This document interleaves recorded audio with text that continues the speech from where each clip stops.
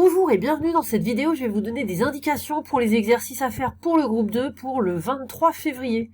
Alors tout d'abord, le numéro 87, page 140. Donc voici le début de l'exercice, je vous laisse lire l'énoncé. Pour les questions par lecture graphique, je vous laisse regarder. Je vous rappelle juste que f' de 1, ça correspond au coefficient directeur de la tangente au point d'abscisse 1, c'est-à-dire ici le point d'abscisse 1, il est là, il n'a pas de nom. Mais on voit que sa tangente, elle est tracée, elle est en vert et elle est horizontale, ce qui vous donne une indication pour la valeur de son coefficient directeur. Ensuite, une équation de la tangente au point A, la tangente, vous voyez, elle est tracée en bleu, là, pour la tangente au point A, donc à vous de trouver l'équation de cette droite. Et puis, questions 5 et 6, convexe, concave, et les variations, et bien ça, je vous laisse regarder sur la courbe. Et puis, dans la suite de l'exercice, on va démontrer tout ça avec des calculs. Et maintenant la partie B. Donc là, on vous donne l'expression de la fonction f. Calculez f de 0, f de 2, vous remplacez x par 0 par 2. Et ça vous donne des valeurs, voilà. Petit b, calculez f' de x. Alors je vous laisse faire le calcul, c'est un produit, on a une parenthèse fois e puissance x. Donc il faut prendre la formule du produit. Faites le calcul, j'ai mis 3 petits points, c'est à vous de le faire. Et à la fin, je vous conseille tout de suite de factoriser par e puissance x, comme ça, c'est plus facile après pour trouver le signe de f'. Donc je vous donne le résultat final, vous devez trouver ceci, une fois que vous avez factorisé. Du coup, la question petit c, vous remplacez x par 1, et ici, ça va donner une valeur assez simple, et ça va permettre de voir si vous aviez eu raison dans la partie A. Ensuite, question 2, une équation de la tangente, je vous rappelle la formule de l'équation de la tangente. Ici, c'est pour le point d'abscisse 0, donc il faut remplacer A par 0, et pareil, vous pourrez vérifier que vous aviez bon à la partie A. Ensuite, question 3a, donc étudier le sens de variation. Alors maintenant que vous avez la dérivée, vous avez donc dû trouver ceci, il faut chercher le signe. Le signe, je vous rappelle que e puissance x est toujours strictement positif, donc c'est du signe de 1 moins x, donc vous allez trouver le sens de variation.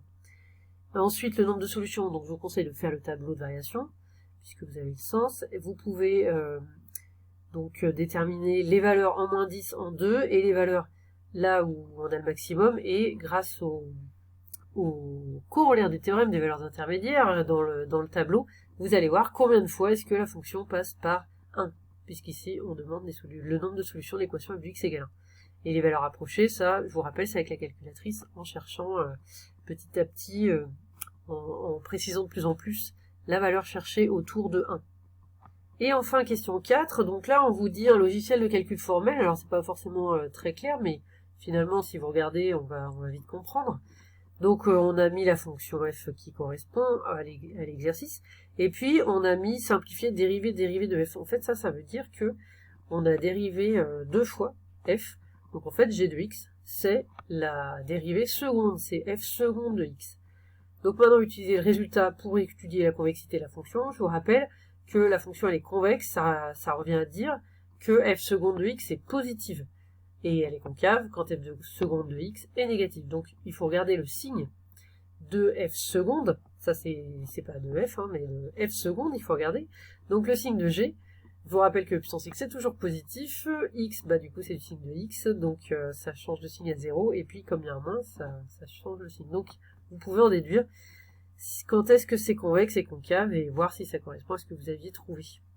Et maintenant, deuxième exercice, c'est pas un exercice dans le livre, c'est un exercice que je vous ai donné moi. Il faut calculer des dérivées, donc calculer les dérivées f' de x pour les trois fonctions suivantes. Alors, première fonction, donc déjà c'est un produit, x fois ln de x, donc il faut utiliser la formule du produit que je vous rappelle ici. Et puis pour le calcul donc de tout ça, il faut bien avoir en tête que la dérivée de ln de x c'est 1 sur x. Après je vous laisse faire.